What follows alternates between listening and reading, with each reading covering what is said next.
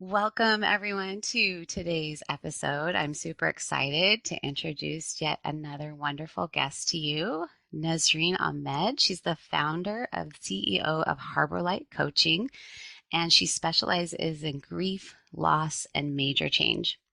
Nesreen's coaching is founded on helping clients find peace after a loss, divorce, or illness, and she supports them in addressing their mindset, overcoming the hurdles of grief, and completing what's unfinished. Welcome to the Business of Inner Peace. I'm your host, Erin Jean, and I'm so glad you're here. Let's pretend we're sitting in my living room enjoying a cup of coffee or tea and getting to know each other just a little better. That's what I love. I love getting to hear your story. I love feeling connected by the spirit of understanding that our stories bring. Today, I'm sharing some of my story, but I hope someday soon you'll be telling me yours. Listen, I know that you're feeling overwhelmed with life, and nothing is exactly how you'd like it to be. Your marriage is not what you hoped for, motherhood is harder than you imagined, and you've lost yourself somewhere in the mix of responsibilities. Well, if you're ready to bring some more peace and joy into your life, reconnect with God who made you, and start living a life you love, then grab your cup of coffee or tea and let's dive into today's show.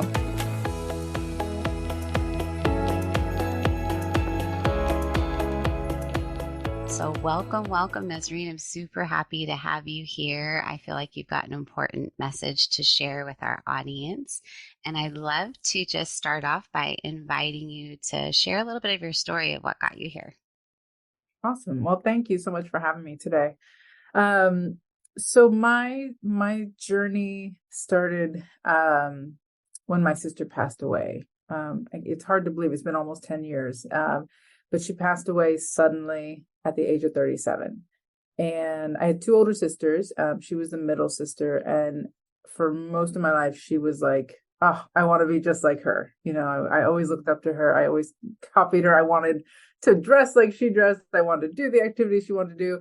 And I really admired her. She was smart and funny and like super, super sarcastic and just honest. And yeah, she was an amazing person. And when she passed away, I had very little experience of grief up until that point. I'd lost a few people in my life, but nobody, in my immediate family, nobody really close to me.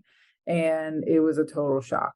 Like I had no idea how to deal with it. It was a shock in the sense that it was completely unexpected, but also a shock to me in the sense of like, I don't know how to deal with this. I don't know what I'm supposed to do.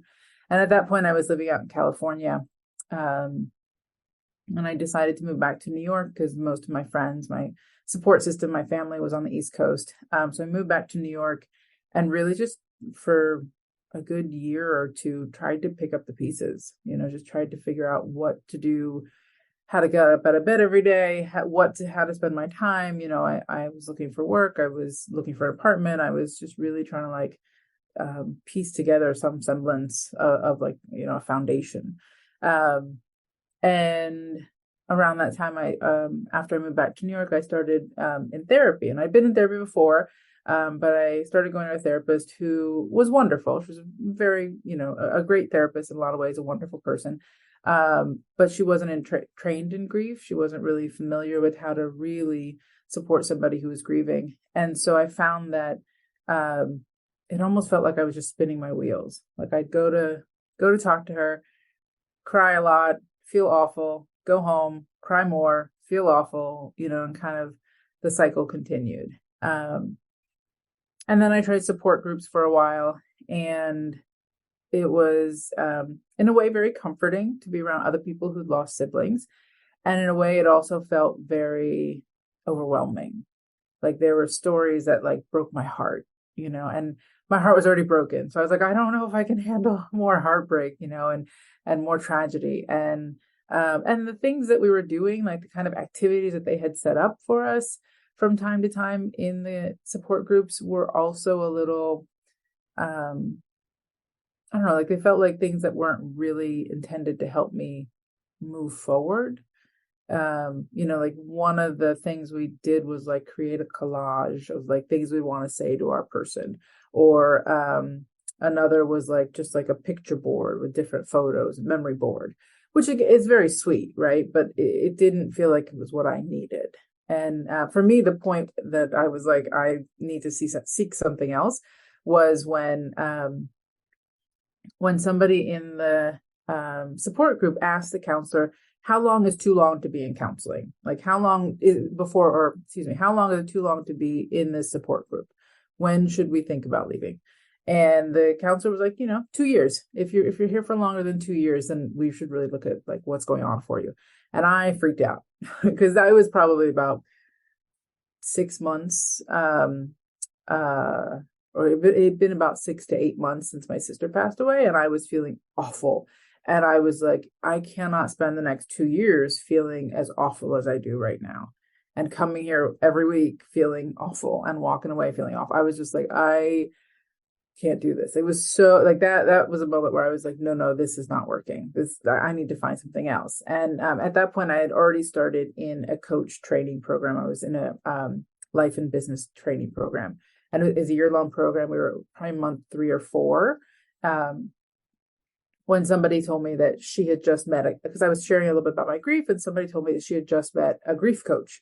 And I was like, okay, tell me a little bit more about that, because I have never heard of a grief coach. I don't know anything about grief coaching. I've been seeing the therapist and I've been going to these support groups, but what's grief coaching? And it took me a while. I'm not going to lie. It took me a while to actually call her up and to eventually hire her. But it felt like, for the first time, it felt like I talked to somebody who was going to be able to help me process and actually like learn how to deal with what I was dealing with and learn how to move forward from it.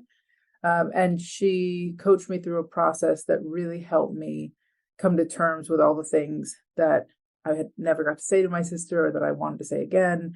All the ups and downs of our relationship. We had a very rocky relationship at parts, certain parts in our lives. And so there was a lot of guilt and regret that I was holding on to. And it was a really transformative experience. Like, it wasn't anything that I ever thought I could feel, after working with somebody. And after losing my sister, I assumed that I would always feel pain, that I would always be hurting, and to work with somebody who helped me process things in a way that felt like I could find peace was amazing, like unheard of to me. I really didn't expect it. And so that's really what inspired me. As I was going through the rest of my coach training program, I just kept having this nagging feeling that I was like, I have to go into grief coaching. I have to go into grief coaching. And so I did. So I did a whole other program for grief coaching and done a couple of other trainings since. And, I do a lot of different coaching in my day, but majority of it is around grief and loss. I really appreciate your story, and I recognize that similarness of my story with realizing that something wasn't meeting my needs anymore, or helping me to move forward. And that was kind of my experience around therapy with the trauma that I was dealing with. So I would love to just, like, if maybe we could help the audience recognize, that pivotal point of like when something is serving you and when it's not. Almost like that moment that you had, right? With like, oh my gosh, I can't do this for 2 years. Um, Maybe could you share a few tips of like, this is when this is beneficial, and here's maybe when it's not. For sure, for sure. So I talk about the differences between therapy, counseling, and coaching quite a bit. And I actually, because of my experience and because I have a lot of people who would come to me as a grief coach, or coming to a grief coach, but they actually needed somebody else or a different type of support at that point in their journey. I actually created an assessment on my website so people could just fill it out, and then they'll get, a PDF of like, here's what's probably best for you right now, given your responses, given what you're feeling. And just to help kind of that clarification, right? Give that clarification, because I know I had no idea the difference between a therapist and a counselor when I started on my journey. So basically the way I usually categorize them is, therapy is great when you've gone through a loss that brings up a lot of complexity, whether it was a strained relationship with the person that you lost, maybe there was abuse, maybe there was violence, maybe it was in a strained relationship where you didn't talk for years, or the loss brings up a lot of other losses for you. And it's really hard to get through the day, really hard to do even the basic tasks of just moving through your day. That's when therapy can be really helpful. And you want to make sure you talk to somebody who's really trained in grief, unlike myself, right? You want to find somebody who has a lot of grief training rather than just like taking a course throughout their training program. And then counseling is really good for basically the immediate aftermath of loss. So if you've gone through loss in the last year, that's when you might think about a counselor who can help you really kind of process what you've been through, thinking about how to get through your day, but also like, kind of going through and dealing with some of the guilt, dealing with some of the regret, whatever you might have experienced in your relationship as well. And then coaching is really about moving forward, right? So I usually work with people after they've either gone through some kind of support system, whether it's therapy, support groups, counseling. Usually they come to me and it's like there's still some effects of grief going on. Like there's still obviously a lot of emotion, but they still may be holding on to some of the guilt and regret. And that's when I help them through this proactive process to really look at like what they're holding on to, why are they still holding on to it, and how to start to release it, how to let it go. So it's a bit more proactive than both therapy or counseling. And it really is intended to be like, okay, I've been through this and I really want to continue to heal from it. And now what's next? And so a lot of my conversations with people are around, where do you want to go? What do you want to do? You've had this major loss. And sometimes it's like, I just need to process it and then continue with life. Some of it, a lot of my clients are like, I need to process it. And I also need to figure out like, it's time for a new career, or it's time to retire, or it's time to, take a trip, take my kids somewhere, or it's time to have kids, or, I mean, like people, when we go through loss, we start to think about our own mortality. We start to think about our legacy. We start to think about what we want for our lives, how we're spending our times. Are we in the right, living situation? Are we in the right city? Are we in the right country? Are we, in the right relationships? And so we really start to take stock of what we're doing. And a lot of my job is to help people start to change what they're doing and how they're living. I love that. That makes sense. And what an awesome assessment you've made. I'm like, oh, that sounds like a really great tool, really serve the people that you're wanting to help. So as I was thinking about my audience this morning and maybe the grief that they might be facing the most often, I really thought it's probably losing a parent or facing divorce or going through divorce. And both are definitely forms of grief, but a little bit different.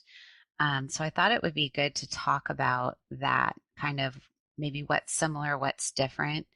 And then the other piece that I was really thinking on as I was thinking about people that I know grieving is I've noticed grief can often, some people just get stuck and it seems to completely change their life and their identity.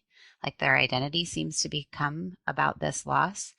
And then I've seen other people just soar and live a life that is so full of joy and purpose that even I'm astounded at how well they're doing after a deep loss. And I'd love for you to also just share, what do you think the difference is? And how can we be a person that's soaring instead of, making it our identity? Yeah, absolutely. Absolutely. So let's start with the first question around divorce and parent loss. So definitely very different experiences, right? Because very often when you lose a parent, and I'm going to make some broad assumptions here, so it's not going to apply to everybody, obviously, but when you lose a parent, even if the relationship wasn't always great, you still are losing somebody you've had your entire life. In some form or fashion, you've known them your entire life. And that can be really devastating. It can be really hard because a lot of people have great relationships with their parents and it becomes that loss is that sort of foundation. You lose part of your foundation when you lose your parent, you lose your rock, you lose that source of support, that comfort, knowing that there's nobody in the world that's going to love you like that person, right? And nobody in the world knows you quite like that person, and so it can be very devastating. And a lot of people I know, when they lose somebody, a lot of my clients come to me like, now I have to take care of my other parent. I'm concerned about my other parent. They're not doing well, and so they almost become they almost like want to be grief counselors or grief coaches, right? But at the same time, they also become caregivers. A lot of times, even if the parent is healthy and can live alone, a lot of times they become caregivers in a way. And so it's a multi-layered experience of grief. You start to see your surviving parent a very different way.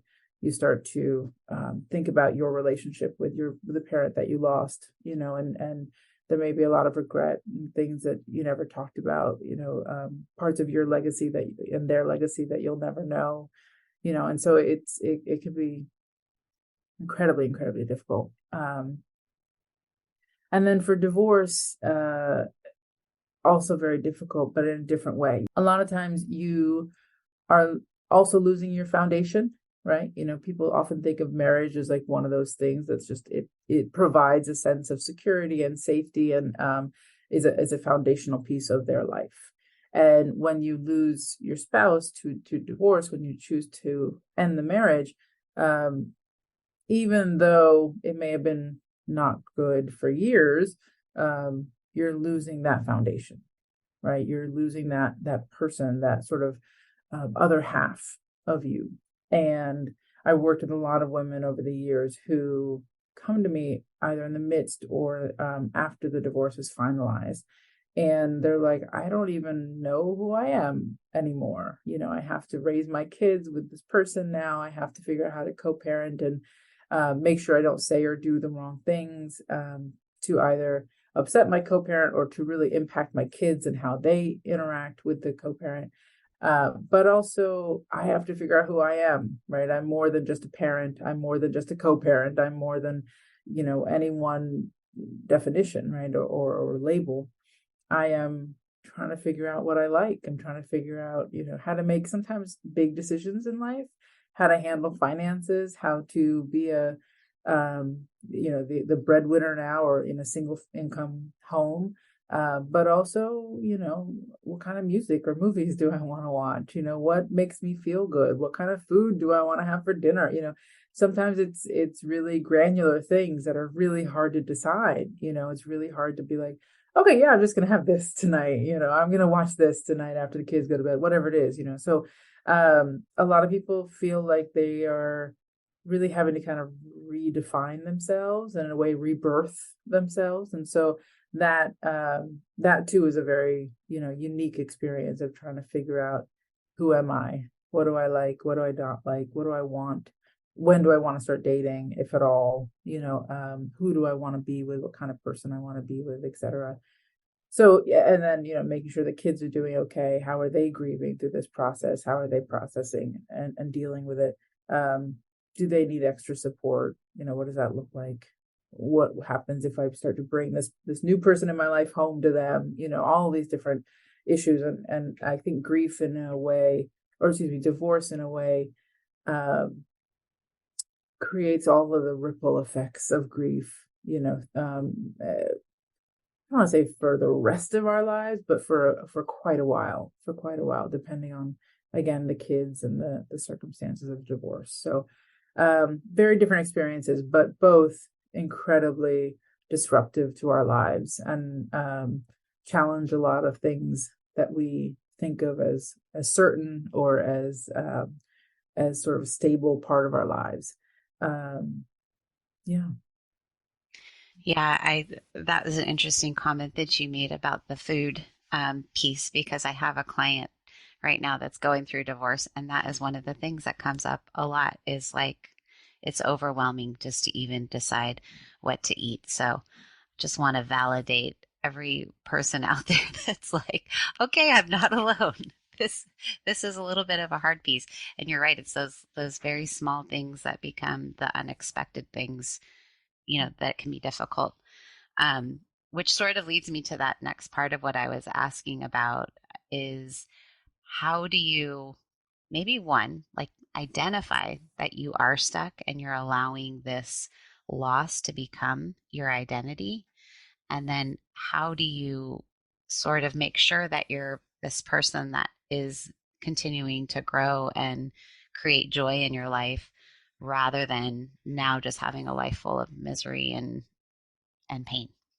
I think it's really important, one, to recognize there's no timeline for grief.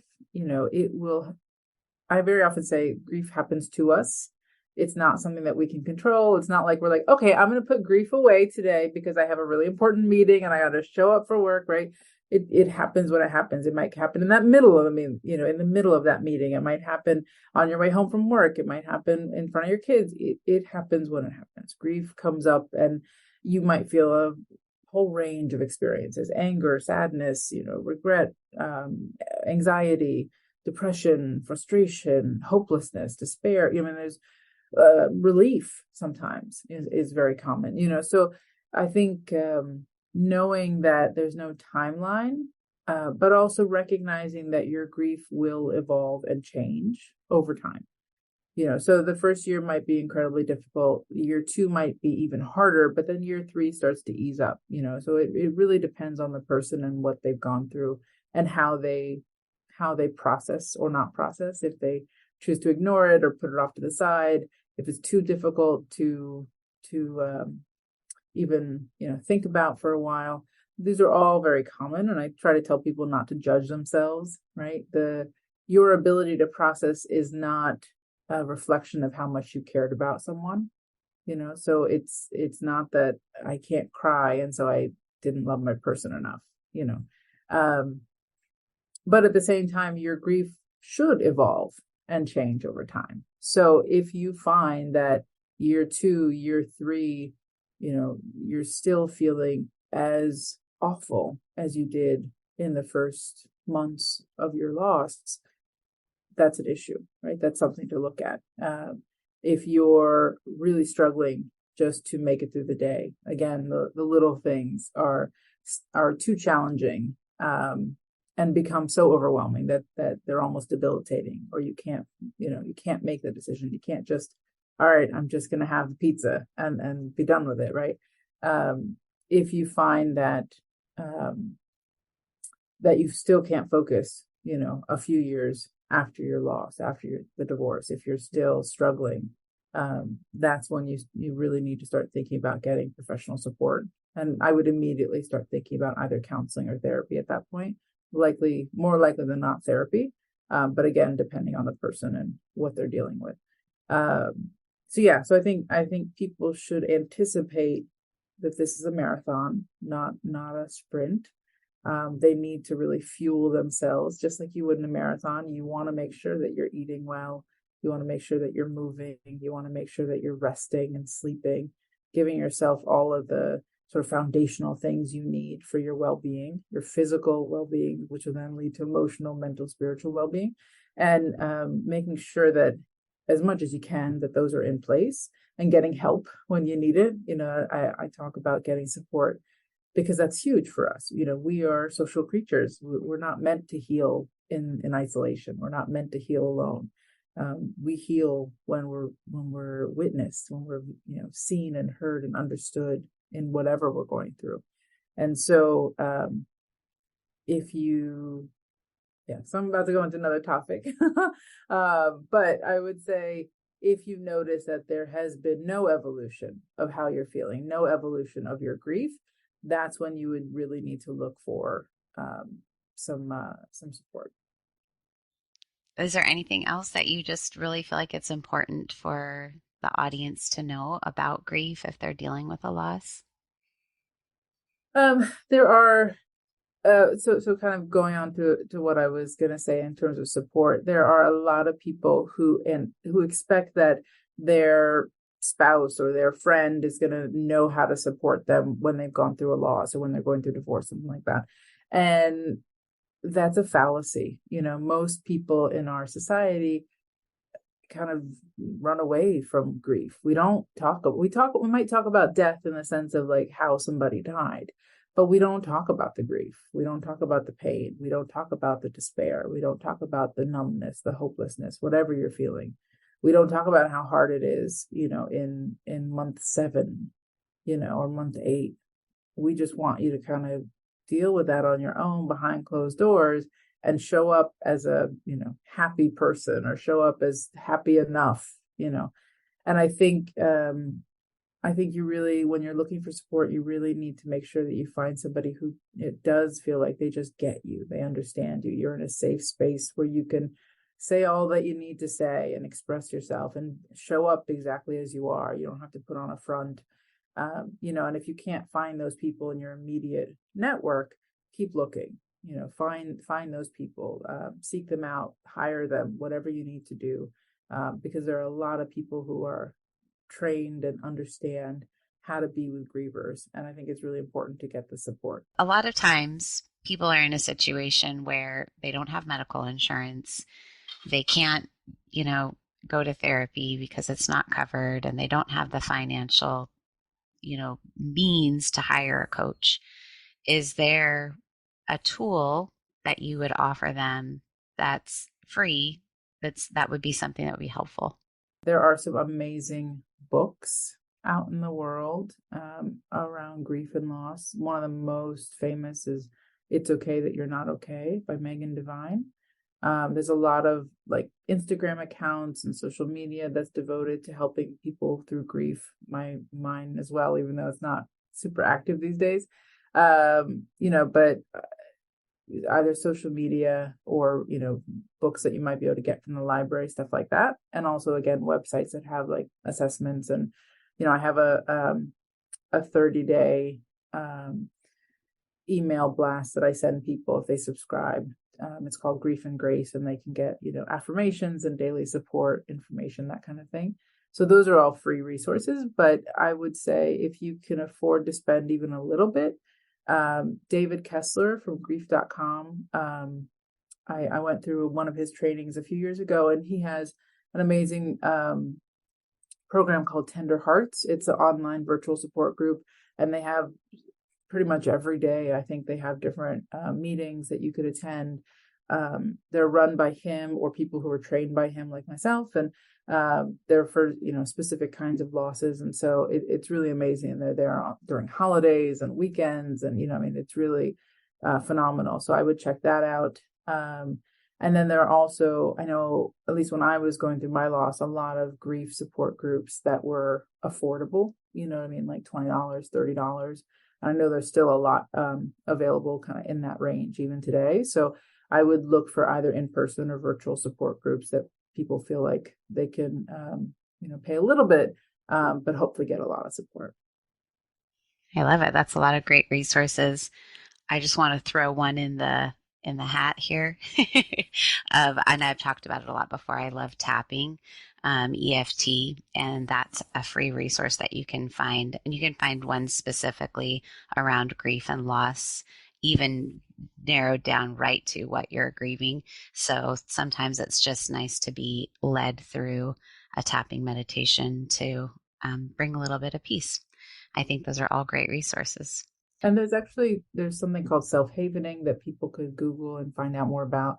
That's supposed to support you while you're grieving. And also so many different meditations on YouTube and other websites, for specifically for grief. You know what I mean? So those are also other resources to check out. I love it. Well, would you just tell the audience how they can find you and connect with you if they themselves are grieving or know someone that is? Absolutely. The best way to get in touch with me is through my website, harborlightcoaching.com. There's, again, like all the different free resources people could sign up for, and they can always reach out and schedule a free consultation as well. Awesome. Well, it has been a pleasure having you on. I'll be sure to put your links in the show notes so it'll be easy for everyone to find you. Thank you for the work that you're doing in the world. I know that it is going to always be needed, and you've got such a beautiful spirit about you. I've really appreciated our time today. Thank you. Thank you for having me. And thank you for all the work that you're doing. I'm sure there's so many women that are supported and feeling, the base that they need. It's phenomenal what you're doing as well. Thank you so much. I hope you enjoyed today's episode. If you're feeling blessed by the content here, the number one way you can show me is by leaving me a written review of the show. I'd be forever grateful. Knowing that you're out there listening helps me know that I'm truly living out God's purpose in my life. The other thing you can do is take a screenshot of this episode, share it with a friend, or better yet, tag me on your Instagram stories. Remember, you are seen, known, and loved. May God richly bless you today. All my love, Erin Jean.